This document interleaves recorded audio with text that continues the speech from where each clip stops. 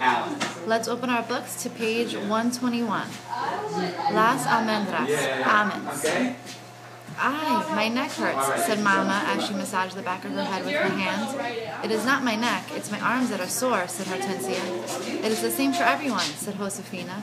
When you first start in the sheds, the body refuses to bend, but in time you will get used to the work. Everyone had come home that night tired and with various aches and pains. They gathered in one cabin for dinner, so it was crowded and noisy. Josefina warmed a pot of beans, and Hortensia made fresh tortillas. Juan and Alfonso talked about the fields, while Miguel and Isabel played with the babies, making them squeal with laughter. Mama cooked arroz, and Esperanza was surprised that Mama knew just how to brown it first in oil with onions and peppers. Esperanza chopped tomates for a salad and hoped no one would mention the sweeping. She was glad this day was over. Her bruises had been to her pride. Isabel took a fresh tortilla, sprinkled it with salt, rolled it up like a cigar, and waved it at Miguel. How come you and Tio Alfonso won't let me go behind the cabin with you? Shh, he said. It's a surprise. Why are you so full of secrets? Asked Esperanza. But neither Alfonso nor Miguel answered. They simply smiled while they prepared their plates. They ate dinner, but before they could slice a cantaloupe for dessert, Alfonso and Miguel disappeared, with instructions not to follow them. What are they doing? Demanded Isabel. Hortensia shrugged as if she knew nothing. Miguel came back just before sunset. Senora and Esperanza, we have something to show you. Esperanza looked at Mama. It was obvious Mama was as confused as she was. They all followed Miguel to where Alfonso was waiting. Behind the cabin was an old oval washtub with one end cut off. It had been set on its side, forming a little shrine around a plastic statue of Our Lady of Guadalupe. Someone had built a grotto of rocks around the base of the tub. Around it, a large plot of earth had been fenced in by sticks and rope and planted with thorny stems, each with only a few branches. Isabel gasped. It's beautiful. Is that our statue? Josefina nodded. But the roses come from far away. Esperanza searched Miguel's face, her eyes hopeful. Papa's? Yes, these are your Papa's roses, said Miguel, smiling at her. Alfonso had dug circles of earth around each plant, casitas, little houses, that made moats for deep watering, just like he had done in Aguas Calientes. But how? Esperanza remembered the rose garden as a blackened graveyard.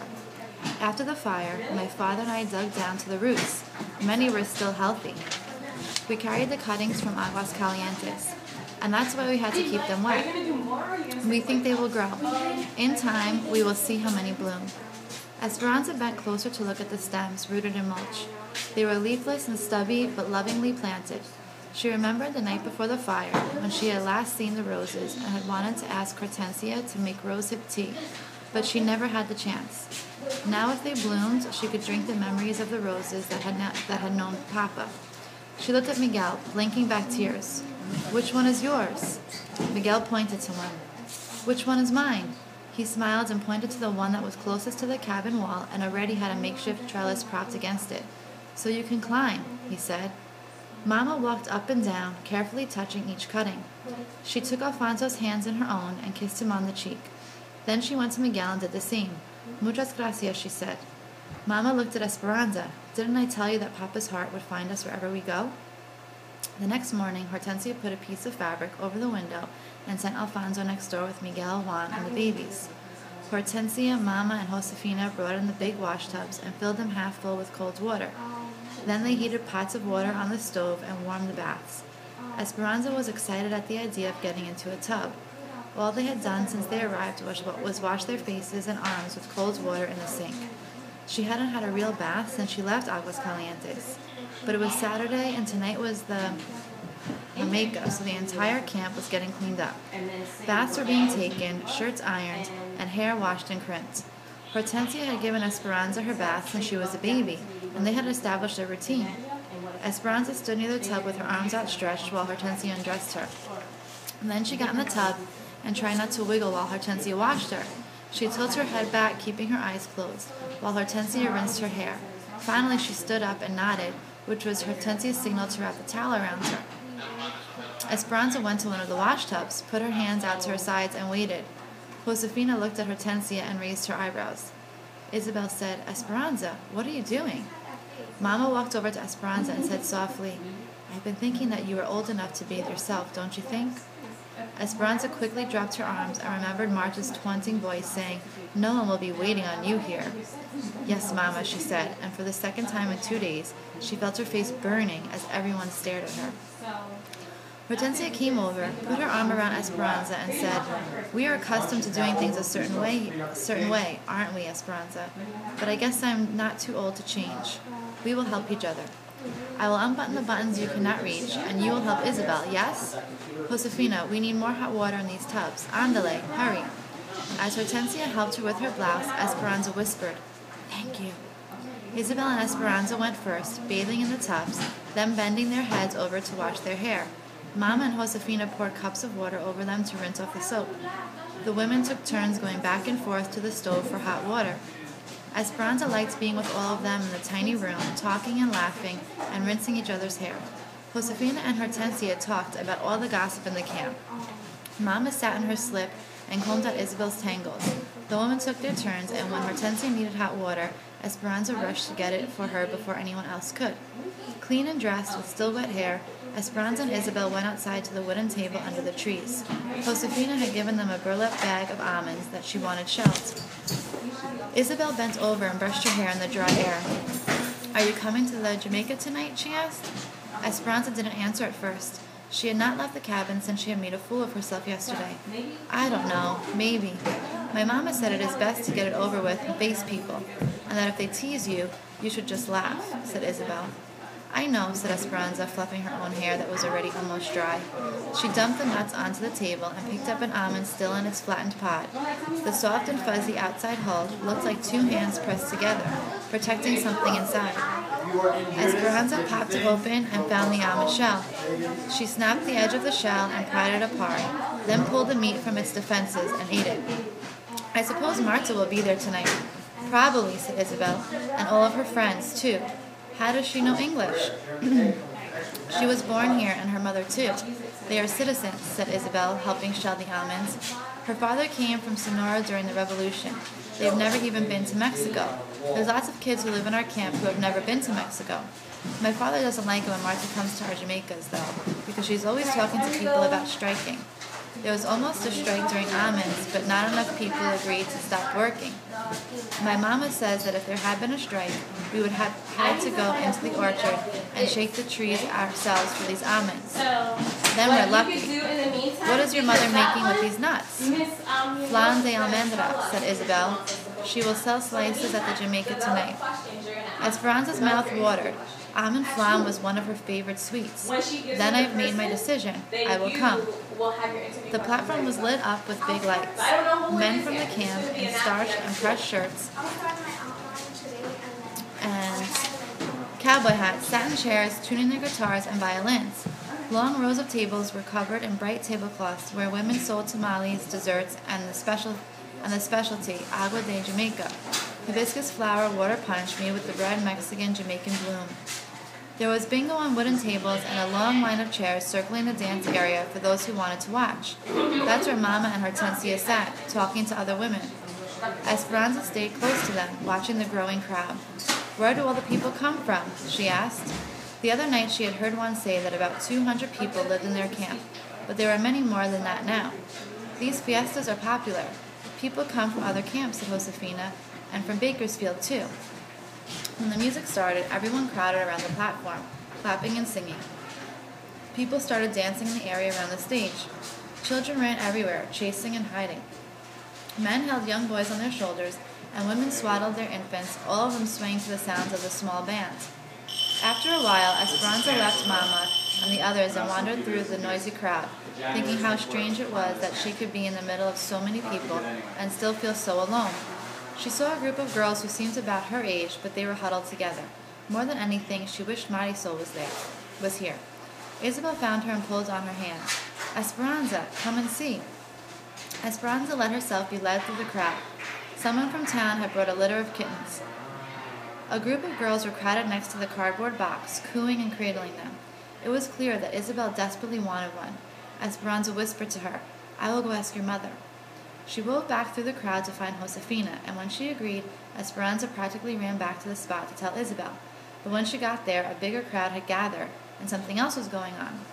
Marta and some of her friends stood in the bed of a truck that was parked nearby, each of them holding up one of the tiny kittens. "This is what we are," she yelled. "Small, meek animals. And that is how they treat us because we don't speak up. If we don't ask for what is rightfully ours, we will never get it. Is this how we want to live?" She held the kitten by the back of the neck, waving it high in the air. It hung limp in front of the crowd. With no decent home, and at the mercy of those bigger than us, richer than us. Isabel trembled, her eyes in a panic. Will she drop it?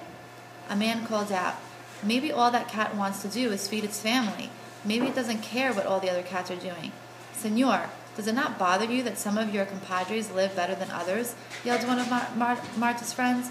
"We are going to strike in 2 weeks, at the peak of the cotton, for higher wages and better housing." "We don't pick cotton on this farm," yelled another man from the camp. "What does it matter?" yelled Marta. "If we all stop working, if all the Mexicans are juntos, together," she made a fist and held it in the air, "then maybe it will help us all." He yelled back, "That is a chance we cannot take. We just want to work. That's why we came here. Get out of our camp." A cheer rose up around him. People started shoving, and Esperanza grabbed Isabel's hand and pulled her aside. A young man jumped into the truck and started the engine. Marta and the others tossed the kittens into the field. Then they pulled some of their supporters into the back of the truck with them and raised their arms, chanting, "Huelga! Huelga! Strike! Strike!" "Why is she so angry?" asked Esperanza, as she walked back to the cabin a few hours later with Josefina, Isabel, and the babies, leaving the others to stay later. Isabel carried the soft, mowing orange kitten in her arms. "She and her mother move around to find work, sometimes all over the state," said Josefina. "They work wherever there is something to be harvested. Those camps, the migrant camps, are the worst." "Like when we were in El Centro," said Isabel. "Worse," said Josefina. "Our camp is a company camp, and people who work here don't leave. Some live here for many years. That is why we came to this country, to work, to take care of our families, to become citizens. We are lucky because our camp is better than most. There are many of us who don't want to get involved in the strike because we can't afford to lose our jobs, and we are accustomed to how things are in our little community." "They want to strike for better houses," asked Esperanza. "That and more money for those who pick cotton," said Josefina. "They only get 7 cents a pound for picking cotton. They want 10 cents a pound. It seems like such a small price to pay, but in the past the growers said no, and now more people are coming to the valley to look for work, especially from places like Oklahoma, where there is little work, little rain, and little hope. If the Mexicans strike, the big farms will simply hire others. Then what will we do?" Esperanza wondered what would happen if Mama did not have a job. Would they have to go back to Mexico? Josefina put the babies to bed. Then she kissed Isabel and Esperanza on their foreheads and sent them next door. Isabel and Esperanza lay in their beds listening to the music and the bursts of laughter in the background. The kitten, after drinking a bowl of milk, curled up in Isabel's arms. Esperanza tried to imagine conditions that were more shabby than this room that was covered in newspaper to keep out the wind. Could things possibly be worse? Sleepily, Isabel said, "Did you have parties in Mexico?" "Yes," whispered Esperanza, keeping her promise to tell Isabel about her old life. "Big parties. Once, my mama hosted a party for 100 people. The table was set with lace, tablecloths, crystal and china, and silver candelabras. The servants cooked for a week." Esperanza continued, reliving the extravagant moments, but was relieved when she knew that Isabel was asleep. For some reason, after hearing about Marta and her family, she felt guilty talking about the richness of her life in Aguascalientes. Esperanza was still awake when Mama came to bed later. A stream of light from the other room allowed just enough brightness for her to watch Mama unbraid her hair and brush it out. "Did you like the party?" Mama whispered. "I miss my friends," said Esperanza. "I know it is hard.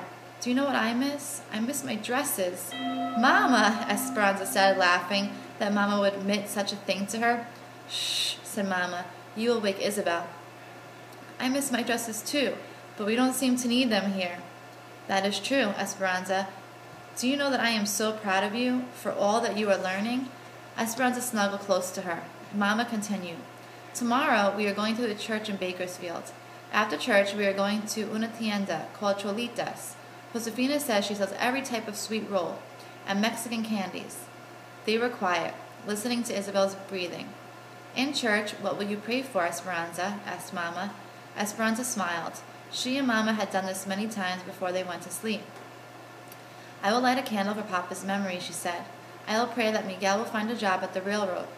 I will ask Our Lady to help me take care of Lupe and Pepe while Isabel is at school. And I will pray for some white coconut candy with a red stripe on the top. Mama laughed softly. But most of all, I will pray that Abuelita will get well, and that she will be able to get her money from Tia Luisa's bank, and that she will come soon. Mama stroked Esperanza's hair. What will you pray for, Mama? I will pray for all the things you said, Esperanza, and one more thing besides. What's that? Mama hugged her. I will pray for you, Esperanza, that you can be strong, no matter what happens.